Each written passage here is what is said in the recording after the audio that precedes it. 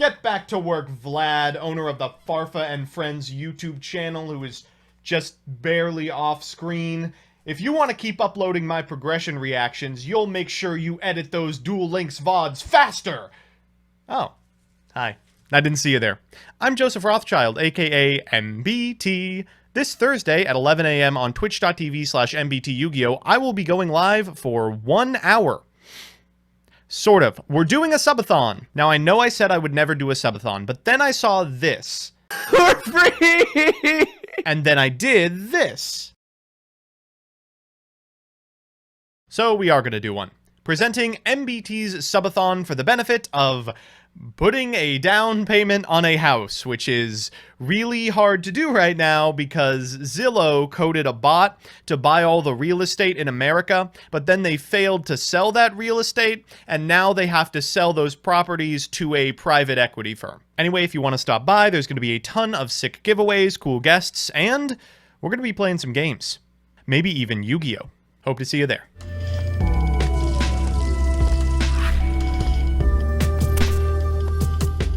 Good afternoon, jank enthusiasts. I'm MBT, and this is 10-minute testing.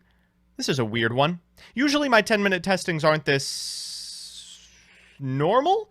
There's like no janky magical Christmas land nonsense, no wildly conditional setups, no claim that Plunder Patrol is secretly tier 1. Ah well. Let's get on with this clearly good deck. So here's the list, which comes courtesy of Sebto. If only his takes were half as good as his deck building. As always, I'll give you a background about the archetype, a little bit of a discussion about what I hope the deck can do, and of course, the card by card. But first, this video is sponsored by Yu-Gi-Oh! Pro Deck. Yu-Gi-Oh! Pro Deck is the pack opening website that everyone is using for their progression series, but you might have missed, it's also got a deck builder, a card database, and a wealth of strategy articles. Check it out at www.ygoprodeck.com. Now let's plod into Phantom Knight. Phantom Knight is an archetype that's less a full shell of like-named monsters and more a series of extenders that enable a 3-axis combo deck. They, alongside friends like Tour Guide, Kagamucha Knight, Junk Forward, and the Psychics, are capable of putting up boards that would startle even the most stalwart of spam duelists. This deck, powered by Rusty Bardish's recent unban and the printing of Verte Anaconda, has been tearing up Tier 3 since about September of 2020. What makes this dark combo deck a little more alluring than something like Dragon Link is its resilience. Even with worst-case hands against best-case openers, it can probably manage to end on a couple of Fogblades and a Dragoon. For the past few formats, it has been scraping the edges of Tier 1, waiting on the enabler that would push it over the top. And I'm pretty sure we found it. The new hero fusion, Destroyer Phoenix Enforcer, might be just the thing to reanimate these already reanimated monsters. This monster takes the place of Red Eye's Dark Dragoon in the deck and does so much more than that air-potted menace ever did. DPE allows you to destroy a card you control and a card on the field, and then when it's destroyed, allows you to special summon another D hero in the standby phase. Now, a pop might not seem as good as an Omni Negate, until you remember how accessible Artifact Scythe is for decks with generic link material. Basically, this deck is the best shell for this specific interaction between DPE and Dagda in a post-bode environment. It's got the ability to play through almost infinite hand traps and onboard activations, and has alternative ways to get the combo with Breaksword. Other than that, it's just a really competent combo deck. Now, I want to make clear, Phantom Knight is one of the most customizable and malleable combo decks of all time. You can play almost any number of hilarious fun-ofs. Here are some you should keep in mind. You can play a copy of Rank Up Magic Phantom Knight's Force to turn a Dark Rebellion Xyz Dragon into a Dark Requiem Xyz Dragon with like 3 or 4 negates on your opponent's turn. By using the graveyard effect of the Phantom Knights of Breaksword, you can summon 2 monsters back and make them 4 stars, then overlay for a copy of Raider's Knight, which you can then use to overlay for a copy of Arc Rebellion Xyz Dragon and OTK your opponent exceptionally easily. If you feel you need more extenders, you can play Danger Chusinoko or Danger Jackalope, and maybe even the second copy of Emergency Teleport. Many people are playing an additional copy of Evil Swarm Nightmare, supplementing their otherwise 14-card extra deck, usually in the place of the second Leviair. This card's really good against the decks that Scythe fails to cut the mustard against. Underworld Goddess of the Closed World is a consideration. Occasionally, your opponent is able to chew through your board that leaves you with some number of link material on your side of the field, be they Cherubini or maybe like a Verte Anaconda. This is a great way to turn those useless monsters into removal spells for your opponent. Crossout Designator is in here if you feel you absolutely must get a negation for Nibiru, which otherwise does kind of wreck your day. And if you are a huge loser, you can play Dragoon, Red Eyes Fusion, Dark Magician, and Red Eyes Black Dragon. So with that, let's get into the card by card.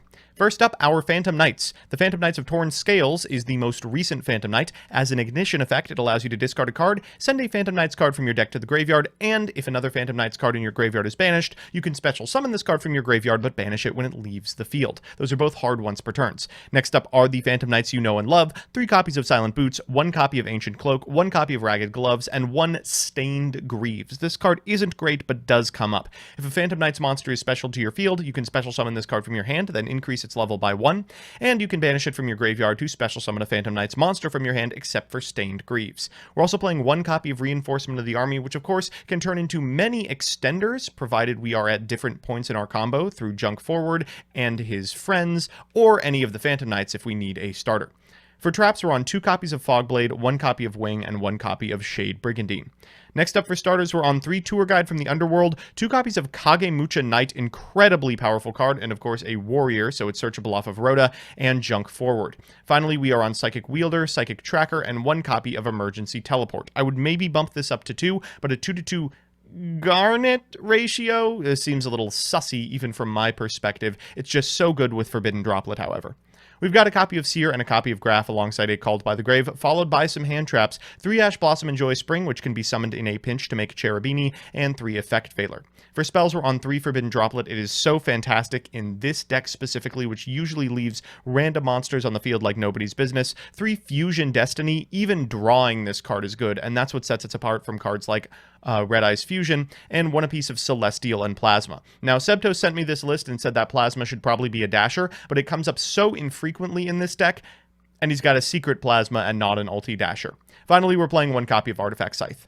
In the extra, we've got Destiny Hero Destroyer Phoenix Enforcer, of course, followed by 2 copies of Leviathan the Sea Dragon, 1 Phantom Knight's Breaksword, 1 Downard, 1 Zeus, 1 Link Spider, 1 Salamangreat Almirage. This is a very weird inclusion, but in hands where your normal summon can become Almirage before you make Cherubini, this is a great way to get another attribute of monster into the graveyard for a future access code talker.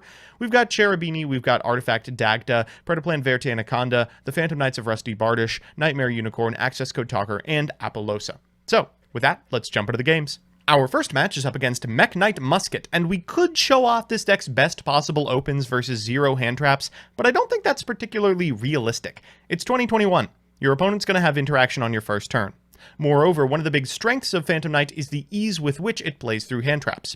We're going to begin with a copy of Tour Guide from the Underworld, and now we could have gone for the Reinforcement of the Army first in order to get a Kagemucha Knight and insulate it, but I think I want to use it as a possible extender. We're going to go Cherubini into Seer, then Cherubini effect to send a Silent Boots. From here we can go into a Rusty Bardish and trigger the Seer, bringing back the Cherubini, at which point our opponent drops the rock. Okay, no big deal. We can fire off this Reinforcement of the Army to get ourselves a copy of Stained Greaves and fire off the Silent Boots in order to get a copy of Shade Brigandine. We'll fire off the Shade Brigandine and then special summon the Greaves. We don't have 2 ways to get these normal monsters into effects, so that's what we're going to have to do in order to make a Verte Anaconda, and then send a Fusion Destiny to make a DPE. We'll activate Destroy Phoenix, targeting itself and that Nibiru token, then activate its effect, so in standby, we're going to get it back. We'll set the Scythe as well, and when our opponent commits to a normal summon, we'll pop that cast bar and our Scythe, which will keep them out of the extra deck for the rest of the turn. We'll trigger the effect of the Scythe, they will summon a Purple Nightfall, and after they walk over our Verte Anaconda, they'll try for the effect. I am not going to let that card leave that zone. I do not want you popping off. They're instead going to go for a Black Dragon Collapse Serpent, set 1 card and pass. We draw a Ragged Gloves. That's like the best possible draw in our deck, actually. We can go for Dagda here, then activate Ragged Gloves. We will activate the effect of Silent Boots in order to get a Wing to hand before making a Nightmare Unicorn, targeting that back row. Once it's spun, we're going to activate Wing, bringing back the Rusty Bardish, and this should be the end of the game. Our opponent's going to Purple Nightfall, but that's fine. I would prefer it be off the field. We'll go for the Rusty Bardish, sending a copy of Fogblade, then activate the effect of Ancient Cloak to get a Silent Boots, which we can then summon, enabling a summon of Access Code Talker. From here, we can activate Talker, popping the back row, and Talker once again, banishing the Link Spider to pop their last remaining monster. We'll proceed to the battle phase and win the game. Our second match against Fluandereeze showcases what happens when your opponent opens interaction and isn't deterred by your main game plan. Our hand is pretty good. We're going to begin with a copy of Stained Greaves and go for a Kagemucha Knight. From here we can make a Cherubini. Our opponent is wisely not going to Infinite Impermanence this because it is cost to send from deck. We'll go for the Seer and then make a Rusty Bardish, bringing back the Cherubini, at which point our opponent is going to negate its effects. Okay, no big deal. We can activate this Shade Brigandine in order to go into a copy of Dagda. Then we'll fire off a Fusion Destiny, firing the Dagda as well to get a copy of Scythe Set. You'll notice our opponent holds an infinite impermanence here because why would they negate this? We'll go for the Destroy Phoenix Enforcer in response to an infinite impermanence and fire the Scythe into a deck that does not care about it. They're going to go for a Terraforming to get Fluanderee's map and then fire off the Pot of Duality, finding off the top another infinite impermanence, I suppose, because they already have the Rabina. They'll activate the map, revealing the Rabina and banishing an Eaglin, and this is as good as it gets. They'll trigger the effect of the Rabina and the Eaglin in the banished zone. They'll normal summon a copy of Stritch and banish our Celestial on the way to Eaglin, which will search an M-Pen from deck. They're going to normal summon the M-Pen, then trigger the effect of the M-Pen and the Rabina and the Stritch. I hate that these chain block each other. Out of all of the things the deck does, that's the most frustrating. They will go ahead and add a copy of City of Dreams to hand. We will activate Wings so our monster stays on field. They'll set 3 and end turn, but it's still not great because unfortunately M-Pen is also skill drain.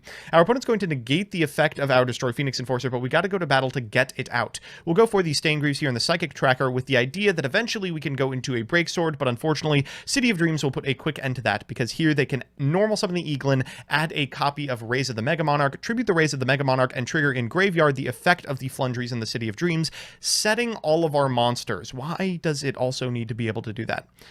We will go ahead and pass to them, and this is functionally the end of the game. They're going to normal summon a copy of Rabina, trigger the effect of the Eaglin, and then normal summon afterwards. They're going to put the Toucan on their side of the field so they can even get the Trap card back. That's fantastic. It means we will never be back in this game. They will go ahead and add an Apex Avian to hand, and if you ever get to the position where your opponent has the Mega Monarch, the M-Pen, the Apex Avian, the game is all the way over. They're going to eat our entire board. We can trigger the Graveyard effect of the Dagda. They will negate it, though it doesn't really matter. And then in main phase 2, they will use their extra normal to banish a copy of Flunderee's Toucan, activate the effect of Stritch in order to normal a Rabina, and pass turn. We'll draw for turn, and not a lot we can do here. We're going to flip summon the Phoenix Enforcer and attack into the M-Pen. They're going to Forbidden Chalice it. We get over the M-Pen, but that's all we've got. So it's time for game 3, and you know what that means, a best of 3 versus meta. Our opponent's playing Sword Soul, and though this may look like a brick to the untrained eye, to a true Phantom Knight Spieler, you know that you can full combo by normal summoning an Ash Blossom. So our opponent has in hand a copy of Dark Ruler No More. This is a particularly problematic card against our setup if we fail to shotgun the DPE in the standby phase. I don't do so, but we still have a little bit of an out. This is a crusty setup, of course. Anything that starts with normal summon the Ash Blossom is not going to be fantastic, but because we drew the Shade Brigandine, we can go ahead and set an additional Fog Blade here. We'll search another one with this copy of Silent Boots before going to Link Spider, Verity Anaconda, and of course a copy of DPE. We'll set the Fog Blade, then when our opponent in main phase 1 activates Dark Ruler No More, we'll respond not with a monster effect, but with a Fog Blade. Now you can't respond to Dark Ruler with monster effects, but you can respond to Fog Blade with monster effects, so we'll do just that, popping our Scythe. Then on a new chain after the Dark Ruler has resolved, we'll activate the effect of Scythe. Our opponent will triple tack, knowing that this game is over, taking our monster and passing it back to us. That's true comedy. We'll summon back this DPE, and then we'll Fog Blade our own copy of Verity Anaconda so we can get it into the graveyard and bring back this copy of Phantom Knights of Rusty Bardish. Afterwards, we're going to normal summon a copy of Ash Blossom, again, 2 turns in a row to go for an access code talker and lethal. So it's time for game 2, and we have to go second. I'm just kidding. This deck loves going second. Our opponent's going to begin with a copy of Moye, revealing a card and summoning a token. From here, they will Synchro Summon into an 8. Unsurprisingly, it is Chi Zhao. They're going to draw a card in sequence as well, and it's Ecclesia, pretty good one. They're going to get Sudden Shift and then fire off this copy of Sword Soul Dragon Sword Appears, and then summon a copy of Longwan from their hand. They'll go into a Baroness de Fleur, and unfortunately for us, they have the Reborn as well. It's going to be 8/8/10 we are staring down. They go for a very strange 8 here, Draco Berserker of the Tenyi. I was not prepared for this one, but I think it should be fine. We'll just fire off this fatty Dark Ruler No More. That Sudden Shift is kind of a problem. We're going to go for Stained Greaves and a Psychic Wielder. They will shift, but the power of Fusion Destiny be with me. We'll go for DPE. We can't walk over one of these by battle, so I guess we'll have to just pop one, and we can activate the effect before this Draco Berserker can banish it. It'll resolve right now. Our opponent's going to go to main phase 1 and normal summon a Taya. We're going to activate the effect of DPE. They're going to activate Draco Berserker. We send it for Forbidden Droplet. It was maybe greedy not to send the Seer here so we could keep the DPE around, but whatever. We'll go for the Junk Forward here and then special the Seer, and they banish the Seer! No, bro, that's the wrong one! We'll go for the Celestial afterwards, going into the Tour Guide off the top. Easy as that. We'll go into a copy of Cherubini just to send a 3 here. We really don't have any anything to be summoning after our Seer got banished, but no big deal. All roads lead to Phantom Knights of Rusty Bardish, and from here it is just a hop, skip, and a jump to lethal, provided that set card doesn't do anything. We can find out pretty early. We'll go for a Leviair, bringing back this copy of Ancient Cloak, and we'll go for a Wing, bringing back a Torn Scale, which will enable a summon of Breaksword. We'll trigger Rusty Bardish to target the back row, then Breaksword targeting itself, and this copy of Berserker of the Tenyi to clear the field. We can summon back 2 monsters. We can summon back a 3rd with Fogblade and a 4th with the set copy of Rusty Bardish. This will enable us to link summon a copy of Nightmare Unicorn and Access Code Talker, presenting lethal. So we're back with the deck, and yeah, this is going to be tier 1. If your deck doesn't have a convincing out to Scythe, you are going to be in for it. Let's do the pros and cons. First, the pros. 1. Every hand makes a board that wins the game. There's obviously a ton of Garnets in here, but I haven't drawn a hand yet that doesn't at minimum make Scythe plus DPE. That's an auto win versus like 80% of the metagame. 2, it's extremely punishing to opponents who misplay slightly, missequence, or make a suboptimal board because of your hand traps. Any opening, and this deck can make a board that cannot be beat. 3, it is so good at OTKing. Consistent access to access through Darklock means you are almost never seeing turn 4. And the cons. 1, it's hard to play optimally. I'm pretty sure I messed some stuff up, but playing this deck to the best of its ability and accounting for hand traps is much easier said than done. 2, Rusty Bardish remains a hand trap magnet. There's some setups that can make Appaloosa before Bard hits the board, but they are few and far between. And 3, it struggles a little against decks that don't use the extra. As you saw in the Flunder game, decks with main deck playmakers can eat your game 1 setup alive. All in all, I'm shocked I'm not seeing much about this deck online. It strikes me as one of the best decks for the upcoming meta, and I would absolutely be prepared to figure out a way to beat it. As always, thanks to my patrons, Chaotic Meatball, Hakuo, AJBYGO, Alex Perea, Andrew Eller, Author Tsukiyomi, BB Poison, Blue Fanfiction Inc., Brandon Field, Brandon Keys, Chibi Gohan, Colin Miller, Crispy, Dan the Man Hoban, Dominic Ernst, Dubs Rewatcher, Frosty, Going Down Swinging, Grant Curry, Indiana Petra, Jack Sack PhD, Night Mary, Major Rusty, Mike Carlotti, Not Witty, Redux, Rocky Hernandez, Rose Lapine, Sarah Routledge, Seeker, Sertachion, Space Condor, Test Subject 213. Oh god. Adam Trevino, Adrian Bra, Adventure Spence, Afro Ninja 123, Alfred Hendricks, Amaranta V, Anarcho Cameronism, Andrew Benson, Andrew Ferruia, Artemis, Fallen Stalin, Based Madoka, Benjamin Cole Kierman, Billy Williams, Blackacre, Blake Root, Blair, Brendan Peterson, Breaker the Outrage, Captain Breadbeard, Cash Money Yuki, Chad Bortz, Caius, Chase Smith, Torps Away, Christopher Nikado, Cypher Peon Perpsix, CJ Alex, Cleveland, Cole Schulian, Colin Gustafson, Control for the Win, Crazy Wizza, Crystal Red Fox, Daffy Deathclock, Dan Schwer, Danny Guadalupe, Darcy Tevz, Darla Keys, David Hernandez, Dive Missile, Dogma, Donut 235, Dr. Batman, Dr. Kilometer, Dying Eyes, Dylan Cujo, Distrin, Emily V, Emperor Stove, Ernesto Ibarra, Ethan Brown, Fisker Whiskers, Flying Fudge, FUTR, Gavin K, Griever, Hank Cheesecake, Haroof, How to Lose, Jose Mina, Hunter Smith, Hoob Meyer, I have nothing but contempt for this court, Incredibly Slow, Isaac Jackson, Jacob Pitt, Jay Nanya, Jason Leonard, Jay Gordon, Jeff Leonard, Jell, Jesse Cox, Jonathan Wallace, Jose Luis Cortez, Juliet Julian, Callie, Kendall Fear, Kiffin Arshway, Corey Hess, Kurokaze, Lake Bayer, Lawrence, Leah Lisblitz, Light Knight, Lottie, Lucas Angles, Lucas Geardas, Lucas BRB, Lucas Arizzo Hansen, Majesticat 93, Major Duncan, Marcello, Matajatica, Matthew Taylor, Max, MBT's Toes Will Not Suck Themselves, Merp, Mezzo Emrys, Michael Marks, Miles Edgelord, Mimes Are Creepy, Nick Extreme 99, Nice Toreo, hope I'm saying that one right, Nico, Niru Soup, Nitro Skull, Nix Dolores, Noted Pop, Noom, Ocean McCool, Oli Impus, Omase, Austerin, Osmaniac, Partu, Hasho Bon the Otter, High Zur, Picnic Blasted, Pig, Pissy Won't Get Banned, Copium, I mean, probably not, Precise Spike 13, Pro FP2, Pro Hunter 69, Chrono, Ragna, Raska, Revolver Did Nothing Wrong, Rick Martin, Riley Malo, Ross Rumelhart, Ross Yu-Gi-Oh!, Soraya, Sampini, Sapphic Ashley, Scrafted, Sean Deal, Sean Flynn, Second Sandoria, Seraphine, Shareable Carcass, Shy, Spencer Kennedy, Standards Objective, Steve McMullen, Swinkles, Tate Rosencutter, The Carl Moxley, The Saucy Pickle, This Machine 237, Thought Auditor, Time Lord Omega, Vecta 99, Violet Prison, Watson, Why Am I Here, Will Elliott, Yordalehi Who, Yuri's Best. I don't know how to pronounce this one. I know the last one is Yukie, but I don't know what the one above it is. Sorry. If you like what you see, please consider subscribing. And if you want to be part of the process, consider following me on Twitch as well. See you next time.